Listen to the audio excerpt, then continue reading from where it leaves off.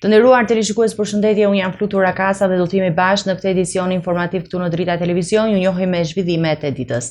Pas një seance të tensionuar që zgjati mbi 12 orë, shumica socialiste miratoi me 77 vota dhe 36 kundër nga opozita projektligjin për barazin gjinore, i cili synon përfaqësimin dhe pjesëmarrjen e barabartë të grave dhe burrave në të gjitha fushat e jetës. Debatet mes palëve u shoqëruan me përplasje verbale, fyerje personale mes deputetëve.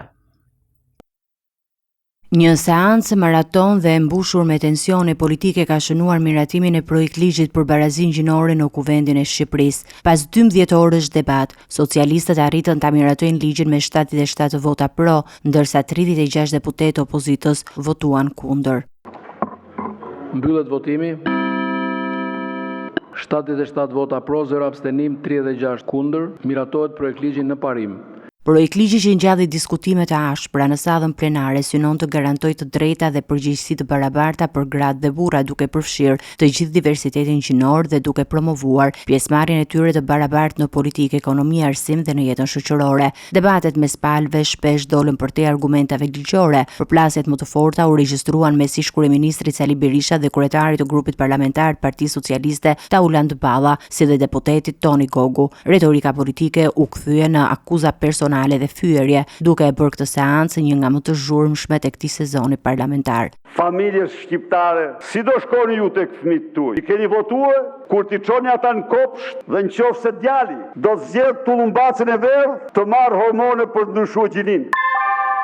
Ja, të lutem. A ma dhe fjalën apo jo tani? Si do shkoni ju mor? Si do paraqiti ju tek familjet tuaja kur ne kemi patur 1000 probleme, po kemi patur një familje e cila ka qenë buroja më e fuqishme e këtij kombi ndaj çdo të keqe që i ka ardhur. Pavarësisht tensioneve, në fund të ditës Kuvendi gjeti një moment dakordësie me 105 vota pro. Deputetët e opozitës dhe majorancës miratuan së bashku ngritjen e komisionit posaçëm për reformën zgjedhore, një nimës që pritet të rishikojë kuadrin ligjor të zgjedhjeve të ardhshme parlamentare. Ndërkohë, Kuvendi rrëzoi me shumicë votash kërkesën e Partisë Demokratike për ngritjen e një komisioni hetimor që do të shqyrtojë shkarkimin e presidentit të Republikës Bajram Begaj. Seanca u mbyll në orët e vona të natës, duke lënë pas një ditë gjatë përplasjesh, ku barazia gjinore u ndrua në arenën e radhës së betejës politike mes majorancës dhe opozitës. Sulmi ndaj ambasadorit nuk mbron asnjë vlerë shqiptare. Shoqëria shqiptare është shoqëria e beslidhjes familjare dhe këtë ne respektojmë që të gjithë. Fjalën binar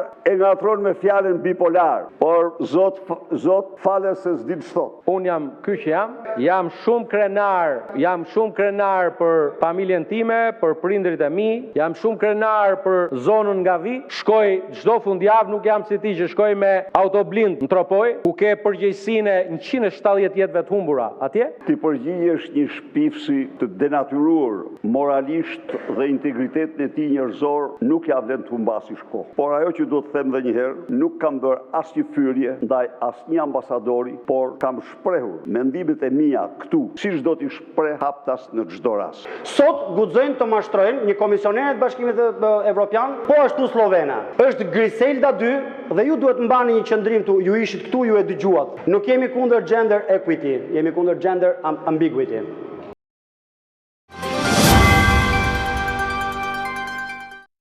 Seanca parlamentare për miratimin e ligjit për barazin gjinore u shoqërua me debate të ashpra mes majorancës dhe opozitës. 10 deputet socialist kërkuan përjashtimin e Sali Berishës për deklaratat fyese ndaj ambasadorit të Bashkimit Evropian.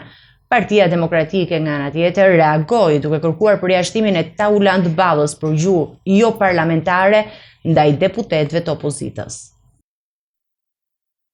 Seanca parlamentare ku miratua ligji për barazin gjinore u karakterizua nga debate të ashpra dhe përplasje mes majorancës dhe opozitës. 10 deputet socialist kërkuan përjashtimin e ish kryeministrit Sali Berisha për një periudhë 10 deri në 60 ditë, duke argumentuar se ai ka bërë deklarata fyese dhe denigruese ndaj ambasadorit Bashkimit Evropian në Shqipëri Silvio Gonzato, duke cënuar dinjitetin personal dhe imazhin institucional të Kuvendit. Sali Berisha ka bërë deklarata publike fyese, denigruese dhe diskriminuese ndaj saj, ambasadorit Bashkimit Evropian në Shqipëri, Silvio Gonzato, duke cënuar jo vetëm dinjitetin personal të përfaqësuesit diplomatik, por edhe imazhin institucional të Kuvendit të Shqipërisë. Nga ana e saj, Partia Demokratike reagoi duke kërkuar përjashtimin e 10 ditëve për deputetin Taulant Balla, i cili gjatë seancës përdori gjuhë jo parlamentare dhe fyese ndaj deputetëve të opozitës, përfshirë shprehjet "lehni", "raca e këtyre", "ta tregoj unë ty" dhe "gënjeshtar". Demokratët kërkuan gjithashtu që të verifikohet nëse shprehja "ne nuk lehim" është metaforë apo sarkazëm, duke e konsideruar një sulm të përsëritur ndaj tyre.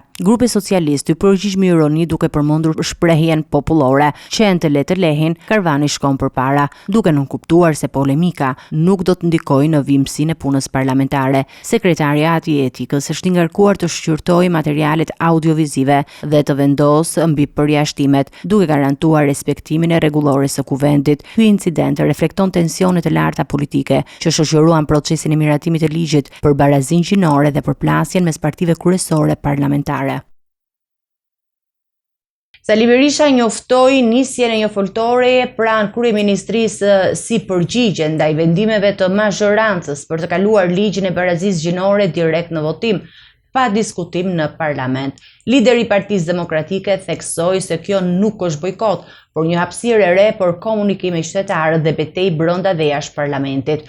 Opozita ka paralajmëruar se do të ndërmarrë të gjitha hapat kushtetuese për të kundërshtuar ligjin, duke përfshirë rikonsiderimin e referendumit. Vendimi i mazhorancës ka ndezur polemika mbi procesin dhe përmbajtjen e ligjit.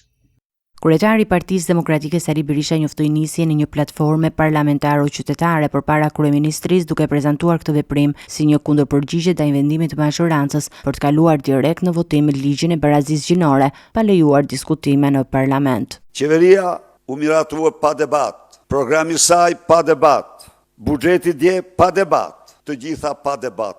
Atëherë ne do të hapim platformën parlamentaro-qytetare para ndërtesës Këshillit të Ministrave. Si hapi parë, por ne ndaj këtij regjimi jemi të vendosur të qëndrojmë me të gjithë potencialin dhe forcën tonë. Ne nuk nënshtrohemi. Lideri i opozitës theksoi se kjo foltore nuk përbën bojkot të parlamentit, por një mënyrë për të vazhduar betejën dhe brenda sallës dhe komisioneve parlamentare, duke përballur atë që ai e cilësoi si mbyllje të gojës së opozitës. Bojkoti parlamentit. Jo, po kjo do thotë se opozita do zhvilloj betejë dhe brenda parlamentit. Ajo ka të gjithë potencialin, të gjithë trashëgimin dhe kësaj dhune të pandërprerë, kësaj mbyllje goje të opozitës në parlament, ajo do i përgjigjet me mjete adekuate si në komisione, ashtu dhe në sallën e parlamentit. Ndonse nuk ka një datë caktuar për protestat, Sali Berisha nuk heq dorë nga përballja në sheshe me qytetarët deri në largimin e qeverisë. Protestat kombëtare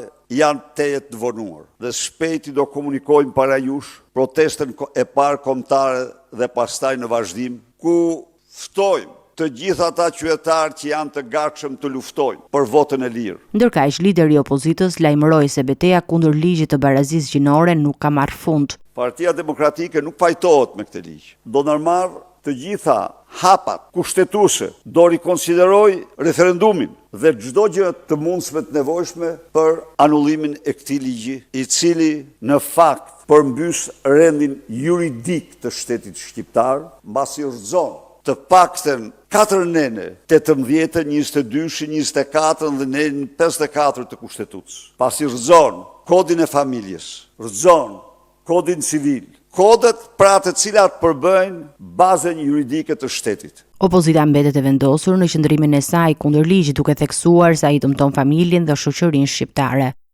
Kryeministri i vendit Edi Rama njoftoi nisjen e programit të paqes fiskale, një premtim i mazhorancës për mandatin e ri që synon lehtësimin e detyrimeve tatimore për bizneset. Rama prezantoi skemat e fshirjes së detyrimeve të papaguara dhe mundësinë për rishikimin e deklarimeve financiare dhe tatim të ulët mbi fitimin. Ai theksoi se gjatë kësaj periudhe sipërmarrjet nuk do të jenë subjekt i kontrolleve tatimore mbi fitimin. Kryeministri Edi Rama deklaroi se programi i paqes fiskale, një nga premtimet kryesore të mazhorancës për mandatin e ri, ka hyrë në fazën e zbatimit. Në një komunikim publik, Rama sqaroi se ky program synon të lehtësojë barrën tatimore për sipërmarrje, duke ofruar fshirjen e detyrimeve të papaguara për periudha të ndryshme. Si do të jetë kjo falje? A, fshirje e plot e detyrimeve tatimore të papaguara që i përkasin periudhave më të hershme se 10 vite. B. Fshirje 50% e detyrimeve për periudat 5 deri në 10 vite, nëse shuma e mbetur paguhet një herësh brenda një afati të përcaktuar, së bashku me fshirjen e gjobave dhe të interesave. C. Fshirje 25% e detyrimeve për të njëjtën periudhë, 5 deri në 10 vite, nëse shumat paguhen me këste brenda një viti, gjithashtu edhe kjo me fshirje të gjobave dhe të interesave. D. Fshirje e gjobave dhe e kamatvonesave për periudat 1 deri në 5 vite, me kusht që të paguhet i plot tatimi, tarifa ose kontributi i të njëjtës periudhë. Rama njoftoi gjithashtu fshirjen e gjobave dhe kamatvonesave për periudhat 1 deri në 5 vite me kusht që tatimet, tarifat ose kontributet e kësaj periudhe të paguhen plotësisht. Sipërmarrjet do të kenë mundësi të rishikojnë deklarimet e mëparshme financiare, ku për ndryshime mes deklarimit të vjetër dhe atij të rishikuar do të paguhet vetëm 5% tatim mbi fitimin.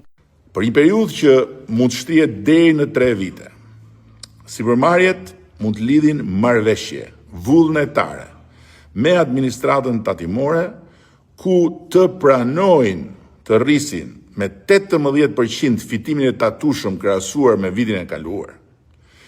Që do thotë se ky fitim tatohet sipas ligjit në fuqi, ndërsa për çdo shtesë mbi këtë fitim, tatimi do të jetë vetëm 5%. Kryeministri theksoi se gjatë kohës që është në fuqi marrëveshja e paqes fiskale, bizneset nuk do të jenë subjekti kontrolleve tatimore për tatimet mbi fitimin. Gjatë kohës që është në fuqi marrëveshja e paqes fiskale, sipërmarrjet nuk do të nënshtrohen kontrolleve tatimore që lidhen me tatimin mbi fitimin. Rama shtoi se ky program nuk është një slogan elektoral, por një hap i ri në marrëdhëniet mes sipërmarrjes dhe administratës tatimore. Ai e cilësoi këtë si një detyrim moral ndaj qytetarëve, pas fitores së mazhorancës në zgjedhjet e 11 maj, duke nënvizuar rëndësinë e stabilitetit fiskal dhe përmirësimin e klimës së biznesit në vend. Kryeministri Edi Rama ka reaguar ashpër ndaj vendimit të gjykatës kushtetuese që e la në detyrë Erion Veliajin si kryebashkiak i Tiranës, ndonse ky i fundit ndodhet në paraburgim. Në podcastin e tij Flasim, Rama e cilësoi këtë vendim si një dëm të rënd për kryeqytetin, duke theksuar se Tirana nuk mund të funksionojë si një trup pa kokë. Vendimi i gjykatës kushtetuese për Erion Veliajin ka shkaktuar reagimet më të fundit të kryeministrit Edi Rama, i cili e sheh situatën në kryeqytet si një absurditet institucional. Në episodin e radhës të podcastit Flasim, Rama tha se mbajtja e Veliajit në paraburgim, ndërsa ai vijon të jetë kryetar bashkie, i ka lënë Tiranës mungesën e një drejtuesi aktiv. Ndërsa Tirana nuk do të ketë zgjedhje deri në 2027. Kushtetuesja mendon se kryebashkiaku i Tiranës nuk mund largohet përveç se me zgjedhje, atëherë këtu jemi përballë një disproporcioni të dyfisht, disproporcionit të mbajtjes së tij në qeli në dëm të lirive dhe drejtave kushtetuese të tij si person dhe si i zgjedhur për të drejtuar qytetin, por dhe disproporcioni në dëm të së drejtës kushtetuese të popullit të kryeqytetit për të shërbyer nga i zgjedhuri vet, apo jo. Kreu i qeverisë shtoi se e vetmja mënyrë për të zgjidhur këtë ngërç është që Erion Veliaj të gjykohet në gjendje të lirë duke vijuar detyrën si kryebashkiak i Tiranës.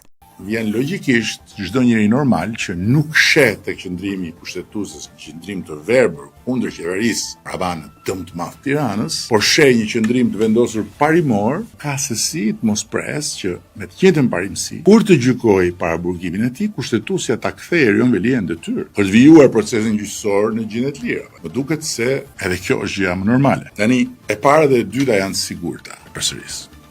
Në kushte kur zgjedhjet e Bashkisë Tiranë janë të largta në horizont, Edi Rama dha këtë mesazh. Tirana duhet drejtuar. Tirana nuk mund të jetë trup pa kokë. Kryeqyteti i Shqipërisë ka nevojë për të zgjedhurin e vet mbi krye. Kështu që kush ka dorë ndihmoj në zgjidhjen e këtij ngërçi absurd duhet kujtohet se përtej të gjitha teorive të tjera të konspiracionit, kryeqyteti nuk mund të trajtohet si jetim për vite me radhë.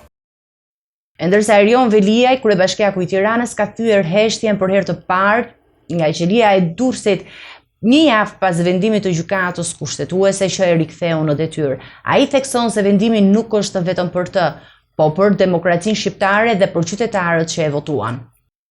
Erion Veliaj, kryebashkiaku i Tiranës, ka thyer heshtjen për herë të parë nga qelia e burgut të Durrësit një javë pas vendimit të gjykatës kushtetuese që e riktheu në detyrë. Në një postim të dërguar përmes avokatëve, Veliaj u shpreh se rikthimi në detyrë është rivendosje e dinjitetit të ligjit dhe e besimit se shteti ka ende busull.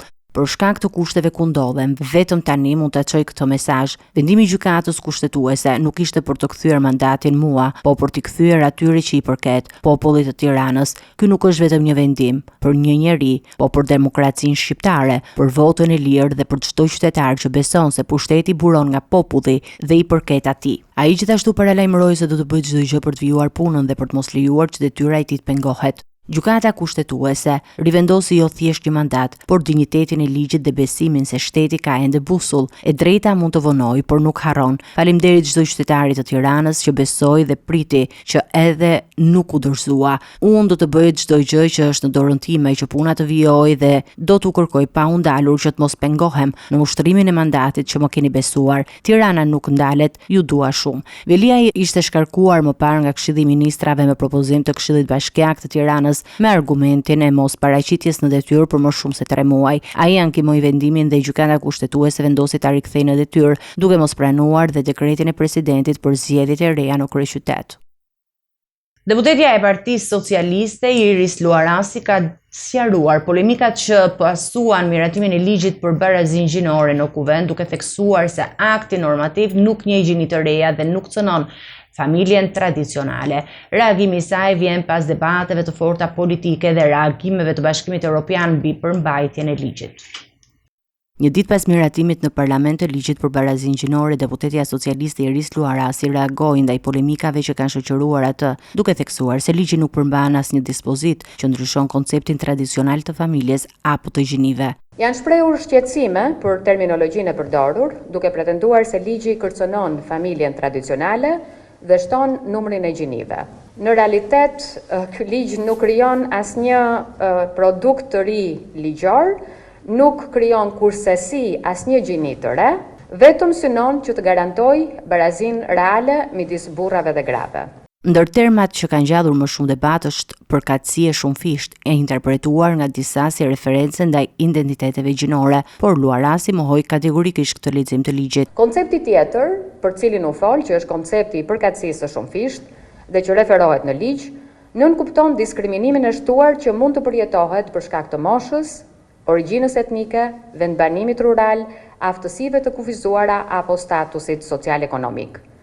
Ky koncept nuk lidhet me atë që dëgjuam dje me konceptin përkatësi e shumëfisht gjinore. Mjafton një kërkim në tekstin e projektligjit dhe menjëherë do të kuptoni që tokfjalëshi përkatësi e shumëfisht gjinore nuk ekziston. Në mbyllje të deklaratës së saj, deputetja theksoi se ligji i ri nuk është një eksperiment social, por një hap drejt përmbushjes së detyrimeve kushtetuese dhe ndërkombëtare që garanton barazinë midis burrave dhe grave. Partia Demokratike akuzon qeverinë se ka keq përdorur mbi 75 milion euro në tenderin e tunelit të Llogaras duke mos ndërtuar 2 ura të parashikuara në projekt. Deputeti Belind Kılliçi deklaroi se shumat e fryra dhe mungesa e urave e bëjnë këtë një aferë të thellë korruptive. Dokumentacioni dhe preventivat e paraqitura nga Partia Demokratike do t'i dërgohen zyrtarisht prokurorisë së posaçme. Sipas demokratëve, ky është një rast flagrant i grabitjes së fondeve publike. Partia Demokratike ka hedhur akuza të forta ndaj qeverisë për tenderin e tunelit të Llogaras, duke pretenduar se nga xhepat e qytetarëve shqiptar janë përvetësuar të paktën 75 milion euro. Deputeti Belind Kılliçi tha se 50 milion euro u humbën për shkak të kostove të fryra të projektit, ndërsa përveç kësaj projektit i mungojnë 2 ura të parashikuara fillimisht në preventiv me një vlerë prej 25 milion euro. Ndërkohë që shihni foton e projektit, do t'ju tregoj dhe 2 foto tjera, ku mund shihni fare qartë preventivat e kostës së ndërtimit të tunelit të Llogaras, kur çuditërisht janë të parashikuara dhe 2 ura. Kalojmë te foto tjetër, lutem. Ura numër 1. Kalojmë tek e tjetra. Dhe ura numër 2. Siç e shihni, bazuar në projekt dhe në preventiv, do duhet të kishim dhe 2 ura panoramike në hyrje dhe në dalje të tunelit.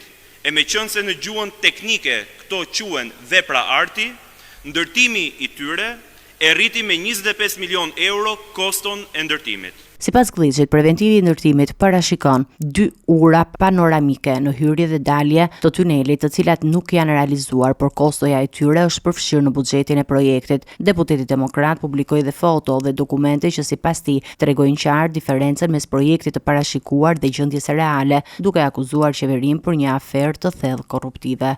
Dhe 50 milion euro nuk u mjaftuan dhe vendosin të zhdukin dhe 25 milion euro të tjera duke zhdukur ndërtimin e këtyre 2 urave të paraqitura në projekt dhe në preventiva.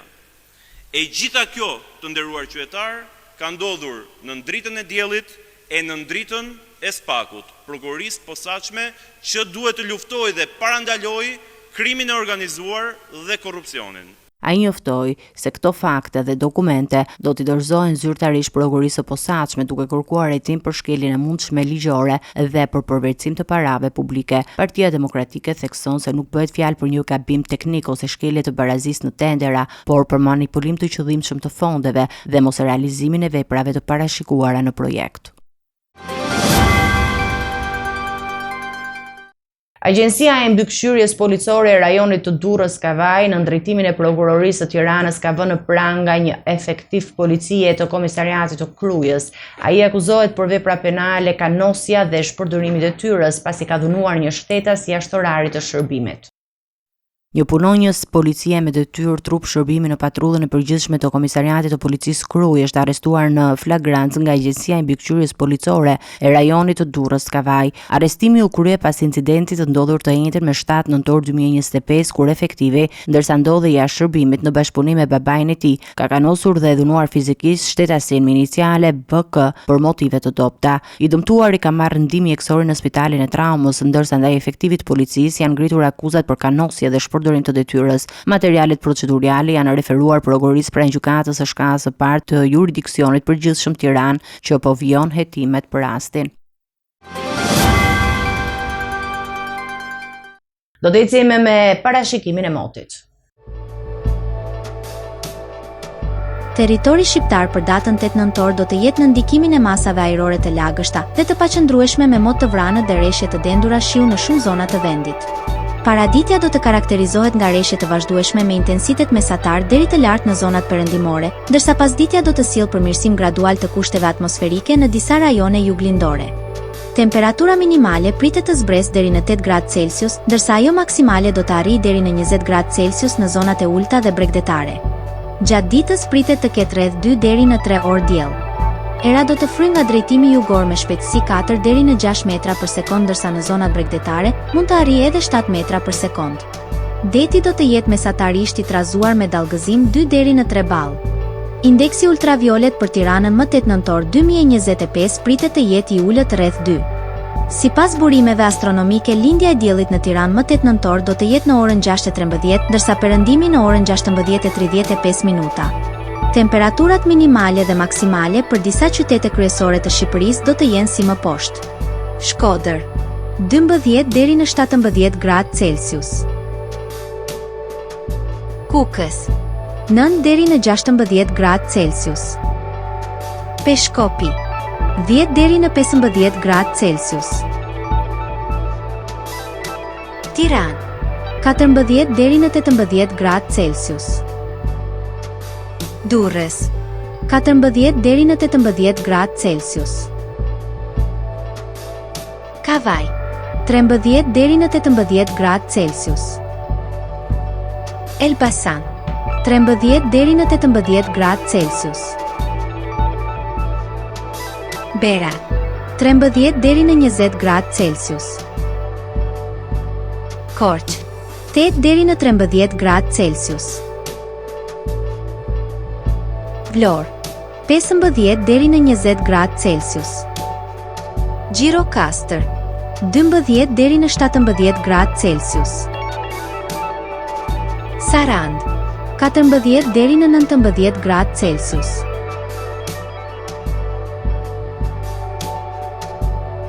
Territori i Kosovës për datën 8 nëntor 2025 do të jetë në ndikimin e masave ajrore të lagështa dhe të freskëta me mod kryesisht të vranë dhe rreshje të her pas hershme në pjesën më të madhe të vendit.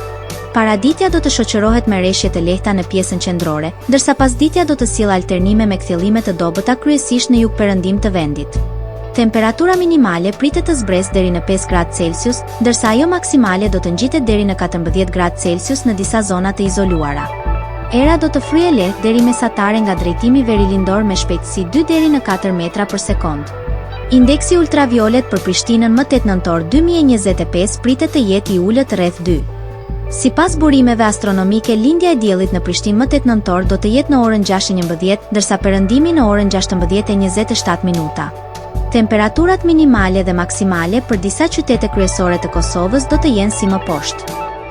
Mitrovica 7 deri në 13 gradë Celsius. Podujev 5 deri në 12 gradë Celsius. Skënderaj 5 deri në 13 gradë Celsius. Pej 8 deri në 12 gradë Celsius. Prishtinë 7 deri në 13 gradë Celsius. Gjakov 7 deri në 14 gradë Celsius. Malishev 7 deri në 12 gradë Celsius. Gjilan 7 deri në 13 gradë Celsius. Ferizaj 7 deri në 14 gradë Celsius. Kaçanik 7 deri në 11 gradë Celsius. Suhare 7 deri në 13 gradë Celsius. Prizren 6 deri në 12 gradë Celsius. Nderuar televizionistë, ishte gjithçka e përgatitur në këtë edicion informativ. Për më shumë informacione dhe zhvillime, klikoni në faqen tonë zyrtare drita.tv. Mund na ndiqni edhe në rrjetet tona sociale, Facebook, Instagram, YouTube, ku jemi me përditësime në çdo.com. Vazhdoni të qëndroheni në shoqërinë e programacionit të Drita Televizion. Bashkë mirë takofshim në edicionin e ardhshëm.